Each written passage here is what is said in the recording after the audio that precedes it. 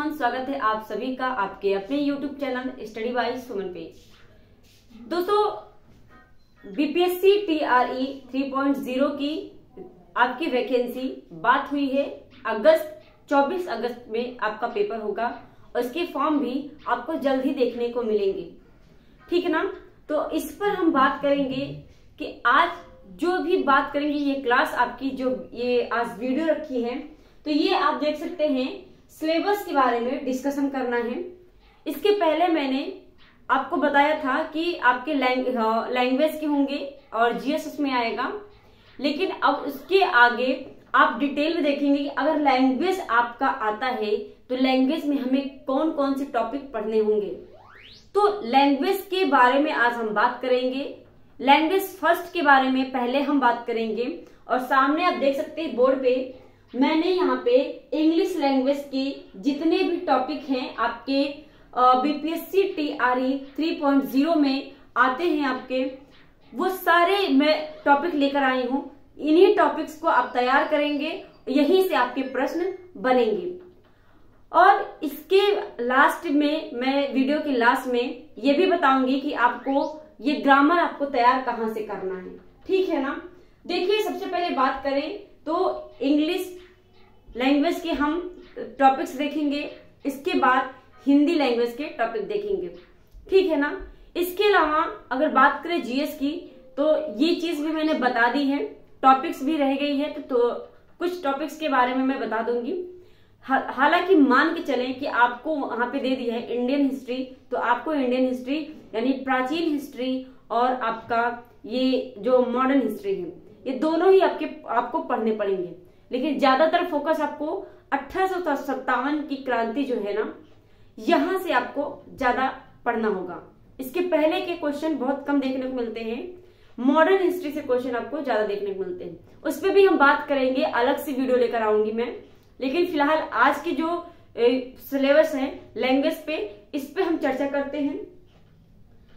बात करें यहाँ पे इंग्लिश लैंग्वेज की, तो आपको पता है सबसे पहले तो इंग्लिश लैंग्वेज में सेंटेंस आता ही आता है। इंग्लिश लैंग्वेज में आपका ग्रामर में आप अगर देखेंगे तो आपका सेंटेंस आता है, ठीक है ना। सेंटेंस के बाद आपका आता है नाउन प्रोनाउन। कहीं भी कोई भी आप पेपर देते हैं, सिर्फ बीपीएससी टीआरई 3.0 की ही नहीं है, बल्कि ये अगर सिलेबस आपने तैयार कर लिया, ये टॉपिक्स आपने अगर तैयार कर लिया, तो आप किसी भी एग्जाम में अगर आपका ग्रामर आता है तो आप सारे क्वेश्चन कर सकते हैं अपने आप से, ठीक है ना। आपको अलग से पढ़ने की जरूरत नहीं होगी। हम बात करें अगर नाउन प्रोनाउन आपको देखने को मिलेगा हर एग्जाम में। उसके बाद आता है आपका एग्जेक्टिव आप पढ़ेंगे, वर्ब पढ़ेंगे, ठीक है ना। वर्ब पढ़ेंगे, वर्ब के बाद आप पढ़ेंगे डिग्री ऑफ कंपैरिजन, यानी आप जानते हैं सुपरलेटिव डिग्री होता है, कंपैरेटिव डिग्री होता है, सिंपल डिग्री होता है। ये 3 डिग्रियां आपकी होती हैं, तो इनके बारे में आप पढ़ेंगे। इसके बाद आप देखेंगे आर्टिकल्स, यानी द और आपका इन हो गया। ये सब चीजें क्या है आपके आर्टिकल, अ, एन और द, ये क्या है, ये 3 आर्टिकल हैं। इन आर्टिकल पे आपके क्वेश्चन बनते हैं। अब पिछले जो पेपर हुआ है आपका टीआरई 20 आपका 2.0, उसमें आप देखेंगे आपका क्वेश्चन कहां से बना था, मैं बताऊं अगर तो आर्टिकल से आपका क्वेश्चन बना था, ठीक है ना। आर्टिकल से आपका क्वेश्चन देखने को मिला, आर्टिकल से आपका क्वेश्चन बना था, ठीक है ना। और आपका नाउन से भी बना था, सेंटेंस आपका आया था, वर्ब आपका आया था, और फिर आपका आता है सब्जेक्ट वर्ब एग्रीमेंट, ये आपका टॉपिक है, ठीक है ना। उसके बाद आपका प्रेपोजिशन से आपके क्वेश्चन बहुत ज्यादा बनते हैं। आर्टिकल्स हो गया, प्रेपोजिशंस हो गए, नाउन प्रोनाउन हो गया, और आपका एक्टिव हो गया और वर्ब हो गया। इन सभी से ज्यादा प्रश्न बनते हैं। ये चीज मैं लास्ट में बताऊंगी कि कहां से किस टॉपिक से ज्यादा प्रश्न आपके बनते हैं, ठीक है ना। इस पे हम बात करेंगे। टेंस आपका आएगा, यानी आपके टेंस जैसे कि आपका प्रेजेंट टेंस हो गया, पास्ट टेंस हो गया, फ्यूचर टेंस हो गया, इनके भी पार्ट होते हैं 4 पार्ट। ये चीज भी आप पढ़ेंगे अच्छे से, ठीक है ना। तो टेंस से आपके क्वेश्चन आए थे। एक्टिव वॉइस यानी वॉइस हो गया, तो एक्टिव पैसिव आपने पढ़ा होगा। एक्टिव पैसिव वॉइस आपके आएंगे। नरेशन यानी आप जिसे डायरेक्ट इनडायरेक्ट कहते हैं, तो डायरेक्ट इनडायरेक्ट का एक प्रश्न आया था 1 to 5th में, ठीक है ना, इस चीज को भी ध्यान में रखेंगे। वर्ड पावर से भी क्वेश्चन आते हैं और ये आपका बहुत ही महत्वपूर्ण रोल निभाता है। एंटोनियम और सिनोनियम से एक क्वेश्चन जरूर आता है, चाहे कोई भी पेपर हो, सिर्फ टीचिंग का ही नहीं बल्कि टीचिंग से अदर जितने भी पेपर होते हैं उन सभी में एंटोनियम और सिनोनियम से आपके क्वेश्चन देखने को मिलते ही मिलते हैं। तो एंटोनियम और सिनोनियम से आपके क्वेश्चन बनते हैं। वन वर्ड सब्स्टिट्यूशन से भी क्वेश्चन आपका बनता है। होमोफोन्स आपका टॉपिक है, ये टॉपिक भी आपको तैयार करने हैं। वर्बल एक्सप्रेशन से आपका टॉपिक है। फ्रेजल वर्ब ये भी आपका आता है और आपका आता है एडजेक्टिव एंड नाउन फ्रेजेस। ये वो टॉपिक है जो आपके पेपर में हर जगह पे आपका कोई भी एग्जाम हो, ये टॉपिक से आपके प्रश्न बनते ही बनते हैं। फिलहाल अगर बात करें TRE 3.0 की, ये टॉपिक में हम सिलेबस डिस्कशन कर रहे हैं और आप अगर ये तैयार कर लिए तो आपका लैंग्वेज में कोई पीछे नहीं कर सकता, आप अच्छा खासा स्कोर ला सकते हैं, ठीक है ना। तो इसको करने का तरीका क्या है, देखिए, अगर सबसे पहले तो हमें कहाँ कहाँ पे डिटेल्स में पढ़ने हैं और कहाँ कहाँ पे हमें प्रैक्टिस करनी है। देखिए, प्रैक्टिस करेंगे तब भी आपको 50% आ जाता है।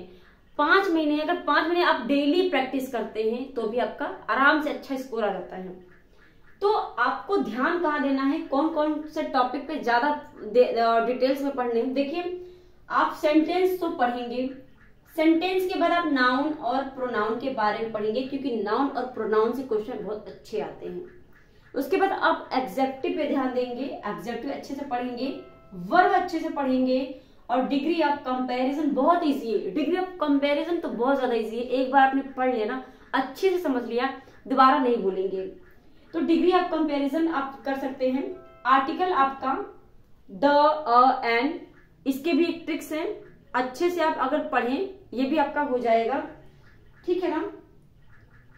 फिर आप कहते हैं सब्जेक्ट वर्ब एग्रीमेंट, ये आपका मैं बताऊंगी, आपको सबसे ज्यादा ध्यान फोकस इस पे करना है। इधर अगर बात करें तो प्रेपोजिशन आपका बहुत ही महत्वपूर्ण है।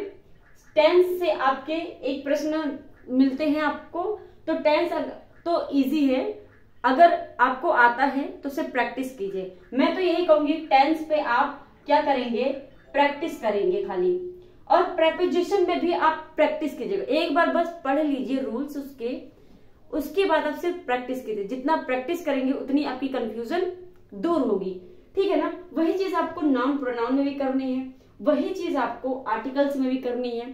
तो ये सब चीजें क्या है, प्रैक्टिस पे आपके डिपेंड है।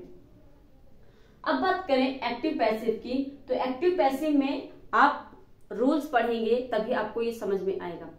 तो रूल्स पढ़ना होगा आपको एक्टिव पैसिव में, रूल्स पढ़िए, उसके बाद प्रैक्टिस कीजिए। नरेशन डायरेक्ट इनडायरेक्ट बहुत इजी है। मुझे ऐसा लगता है कि मुझे सबसे ज्यादा मैं बताऊं, मुझे सबसे पहले यही आया था, नरेशन ही करना आया था। इसके पहले मुझे टेंस वगैरह कुछ नहीं आता था। तो मेरी जब स्टार्टिंग हुई थी इंग्लिश की, ग्रामर की, तो मैंने सबसे पहले यही सीखा था, नरेशन, और नरेशन मुझे बहुत इजी लगा था। डायरेक्ट इनडायरेक्ट आप अच्छे से अगर पढ़ लेते हैं दोबारा भूलेंगे नहीं। उसके बाद वर्ड पावर है, इसे आप डेली प्रैक्टिस करेंगे, डेली आप अपने रूटीन में लेंगे। डेली आप 10 से 15 एंटोनियम और सिनोनियम याद कीजिए, ठीक है ना। ये आपका अगर डेली आप 10 याद करते हैं डेली, तब भी आपका अच्छा खासा तैयार हो जाएगा। 1 वर्ड सब्स्टिट्यूशन, ये आपके डेली 10-10 आप ले लेंगे तो भी आपका अच्छा खासा तैयार हो जाएगा। इसे आप हाई स्कूल के या इंटर के जो न्यूलाइट बुक आती थी यूपी बोर्ड की, उससे आप तैयार करेंगे, अच्छा खासा आप तैयार कर सकते हैं, ठीक है ना। होमोफोन्स आपका, ये भी आपका आप तैयार कर सकते हैं। वर्बल एक्सप्रेशन, सबसे ज्यादा आपको यहीं पे ध्यान देना है, ठीक है ना। उसके बाद आप इन्हें प्रैक्टिस में ले लीजिएगा। उतना दिक्कत नहीं करेगा। सबसे ज्यादा फोकस आपको इन्हीं टॉपिक्स पे करने हैं जितने पे मैंने जो है ये मार्क कर दिया है।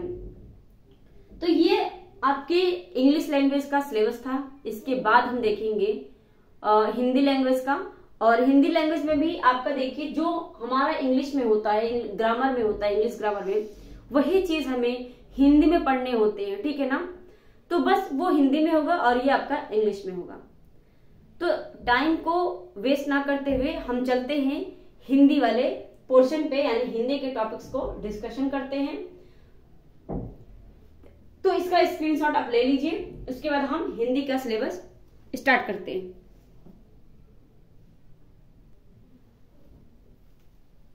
अब हम बात करते हैं हिंदी के सिलेबस पे, ठीक है ना। इंग्लिश के सिलेबस हमने डिस्कस कर लिया, उससे रिलेटेड ही वैसा ही आपको हिंदी में भी देखने को मिलेगा टॉपिक्स। बस फर्क इतना है, वो इंग्लिश में है और ये हिंदी में। थोड़ी बहुत रूल्स इसके चेंज हो जाते हैं, लेकिन टॉपिक वही रहता है। अब देखिए यहाँ पे अगर बात करें हिंदी सिलेबस की, तो हिंदी में आप देखेंगे भाषा आता है टॉपिक, भाषा पढ़ेंगे, लिपि, व्याकरण, वर्णमाला, वेरी वेरी इंपॉर्टेंट, वर्णमाला आपका बहुत इंपॉर्टेंट है, स्वर हो गया, और आपका मात्राएं, जिसमें मैं रेड लाइन लगा रही हूं, इसे आप अच्छे से पढ़ लीजिएगा, क्योंकि यहां से क्वेश्चन आपके बहुत बनता है। और इसमें सबसे ज्यादा आपका रोल निभाता है वर्णमाला। वर्णमाला एक ऐसा टॉपिक है, देखने में तो इजी लगता है लेकिन बहुत ज्यादा टफ होता है। आप इसमें कितने कंफ्यूजन होंगे, जब आप प्रैक्टिस करेंगे आपको पता चल जाएगा, बहुत ज्यादा कंफ्यूजन होता है। तो इसे आप अच्छे से पढ़ लीजिएगा। उसके बाद स्वर को पढ़ेंगे, मात्राएं, अनुनासिक और व्यंजन, वर्णों का उच्चारण स्थान, वर्ण कहां कहां से उच्चारित होते हैं उनके स्थान आपको ध्यान देने होंगे। उसके बाद आपका आता है संज्ञा, लिंग एवं कारक। अब संज्ञा के साथ आपका सर्वनाम भी आता है, ठीक है ना। संज्ञा पढ़ते हैं, सर्वनाम पढ़ते हैं, विशेषण, क्रिया और अव्यय, इन सभी पे आप अच्छे से ध्यान देंगे। उसके बाद आता है आपका क्रिया विशेषण, कारक, आप जानते हैं कर्ता कारक, कर्म कारक, इन सभी पे आप अच्छे से ध्यान देंगे। संबंध बोध, समुच्चय बोध, विस्मयादि बोध, और निपात से भी आपका प्रश्न बनता है, पदबंध से आपका प्रश्न बनता है, संधि से आपका प्रश्न बनता है। संधि बहुत इंपॉर्टेंट है, और आप जानते हैं संधि से आपका 1 to 5th में TRE 2.0 में प्रश्न बना था, ठीक है ना। तो संधि पे आप ध्यान देंगे।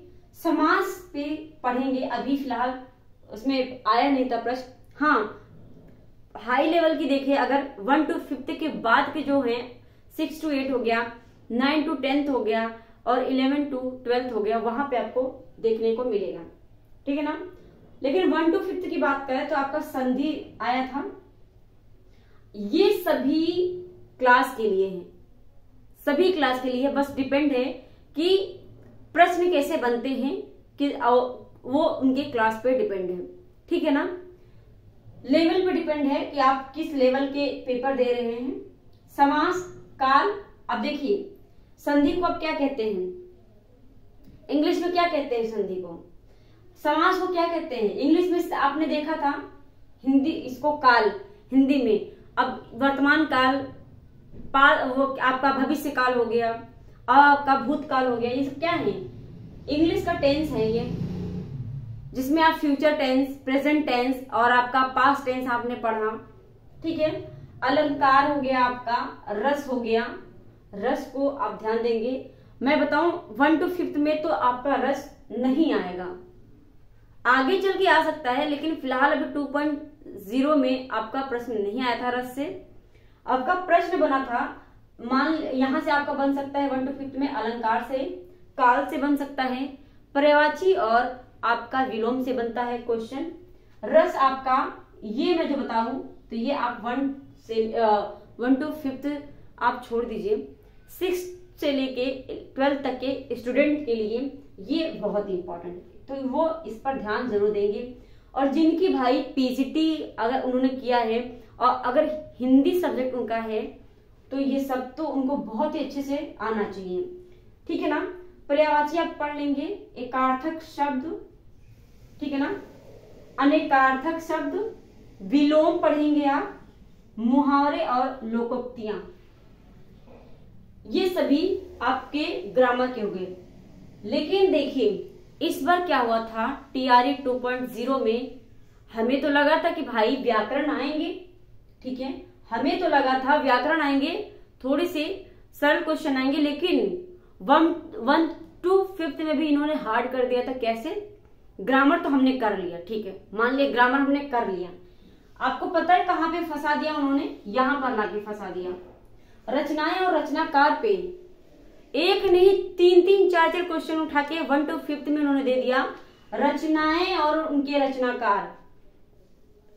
अब हम मान लीजिए आप तैयारी करके नहीं गए इस पर ग्रामर, क्योंकि लैंग्वेज की बात हो रही है तो इंसान ग्रामर पे ही तो फोकस करके जाएगा। तो इस बार आप सचेत रहिए, ध्यान रखिएगा, रचनाएं और रचनाकार भी आपको पढ़ना है। और मैं यही कहूंगी एनसीईआरटी से ही आप इसको पढ़ लीजिएगा, एनसीईआरटी से आप पढ़ लेंगे तो आपका तैयार हो जाएगा अच्छा खासा। अब मैं बात करती हूं कि इन्हें तैयार कैसे करें और कहां से करें। इसकी नोट्स देखिए, बात करें अगर नोट्स की, हिंदी की बकायदा नोट्स मेरे पास है और इंग्लिश की भी। अगर आपको हिंदी की नोट्स चाहिए तो आप हमें कमेंट करके बताइएगा, उसकी पीडीएफ मैं आपको दे दूंगी। बकायदा मैंने हैंड राइटिंग मैंने खुद लिखी हुई है और बहुत ही अच्छे से पूरी डिटेल में, यहां से आपके एक भी टॉपिक ऐसा नहीं है जो मैंने उस पर लिखा ना हो। अच्छे से पूरा नोट्स बनाया मैंने और ये सारे टॉपिक आपके हैं, एक एक चीज आपकी और एग्जाम्पल भी आपके हैं और ट्रिक के साथ है, ठीक है ना, ट्रिक के साथ है। अगर वो नोट्स चाहिए आपको हिंदी की तो आप कमेंट करके मुझे बता दीजिएगा, कमेंट कर दीजिएगा आपको नोट्स चाहिए, नोट्स मैं आपको दे दूंगी। और इसके लिए करना क्या पड़ेगा, सबसे पहले तो आपको चैनल को सब्सक्राइब करना पड़ेगा और अपने साथियों को शेयर करना पड़ेगा। जहां पे आप जिस भी सोशल मीडिया पे आप कनेक्टेड हैं, आप हर जगह इस वीडियो को फैला देंगे, ठीक है ना, ताकि आपकी बीपीएससी टीआरई 3.0 की तैयारी में अच्छे से करवा सकूं और आप तक सारी चीजें पहुंच सके। तो हिंदी का बकायदा मेरे पास नोट्स है, अगर आप क्लास नहीं करते हैं तो भी आप नोट्स पढ़ लेंगे, आप अच्छे से समझ में आ जाएगा आपको, क्योंकि मैंने बकायदा उसमें चित्र के द्वारा, जैसे आप मान लीजिए यहाँ पे इन्होंने दिया है वर्णों का उच्चारण स्थान। अब वर्णों का उच्चारण स्थान है जीवा से, आपका तालु से, इन सभी का जो है चित्र बना के कहां से कैसे क्या उच्चारण निकलता है, इन सभी पे आपके प्रश्न वहां पे और नोट्स बने हुए हैं, साथ में एग्जाम्पल के ज्यादा थ्रू इसके एक नहीं कम से कम 10-10, 15-15 एग्जाम्पल है उसमें, ठीक है ना। तो इन सभी के लिए आपको अगर नोट्स चाहिए तो कमेंट करके बताइएगा और उसके लिए आपको चैनल को सब्सक्राइब करना होगा, बेल आइकन प्रेस करना होगा। जितनी भी मेरी क्लास आती है सारे आपके पास नोटिफिकेशन जाना चाहिए।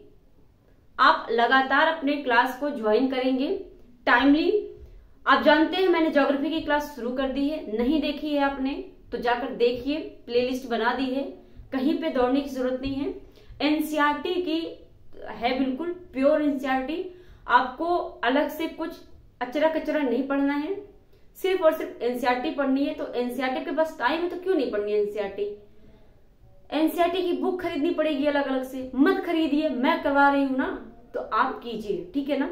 आपको सिर्फ करना है, मेरी जिम्मेदारी है, मैं आपके पेपर तक एनसीईआरटी कंप्लीट करवा दूंगी। ज्योग्राफी आपका कंप्लीट हो जाएगा, पॉलिटी आपका कंप्लीट हो जाएगा, आपका हिस्ट्री भी मैं कंप्लीट करवा दूंगी।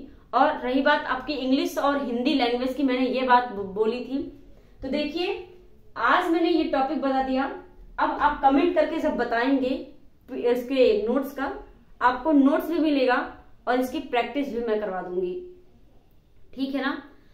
तो इसके लिए वही है कि आपको वीडियो को ज्यादा से ज्यादा लोगों तक पहुंचाना है, ताकि मुझे भी थोड़ा सा मोटिवेशन मिले, क्योंकि बहुत दिन से जो है अंदर से डिमोटिवेट हो रही हूं अकेले करते करते, और सामने से रिस्पांस नहीं आ रहा स्टूडेंट्स का। तो उसके लिए थोड़ा तो सपोर्ट करना जरूरी है आपका, बिना सपोर्ट के होगा भी नहीं, ठीक है ना। तो सपोर्ट कीजिए और ज्यादा से ज्यादा स्टूडेंट तक पहुंचाइए, क्लास कीजिए लास्ट तक आप, और एग्जाम तक अपने क्लास को अच्छी तरीके से करिए, फिर आपका रिजल्ट अच्छा आएगा, ठीक है ना। तो हम बात कर चुके हैं अपने इंग्लिश लैंग्वेज की भी, और हमने हिंदी लैंग्वेज की बात कर ली। इसके आगे बात करेंगे हमारा रह गया है, देखिए एसएसटी का आपके जीएस का टॉपिक। तो जीएस के टॉपिक के बारे में भी हम डिस्कस कर लेंगे, ठीक है। तो उसका टॉपिक भी लेकर मैं आऊंगी पूरा डिटेल के साथ अच्छे से। फिलहाल के लिए अभी आप चैनल पर पहली बार है तो चैनल को सब्सक्राइब कर लीजिए, बेल आइकन दबा लीजिए ताकि नोटिफिकेशन आपको मिलती रहे। और वीडियो अच्छी लगी है तो कमेंट करके जरूर बताइएगा, और लाइक शेयर करना मत भूलिएगा। फैला दीजिए जितनी वीडियो पे आप जहां पे भी हैं पूरा फैला दीजिए। मिलते हैं फिर अगली वीडियो में, आज के लिए बस इतना ही, धन्यवाद।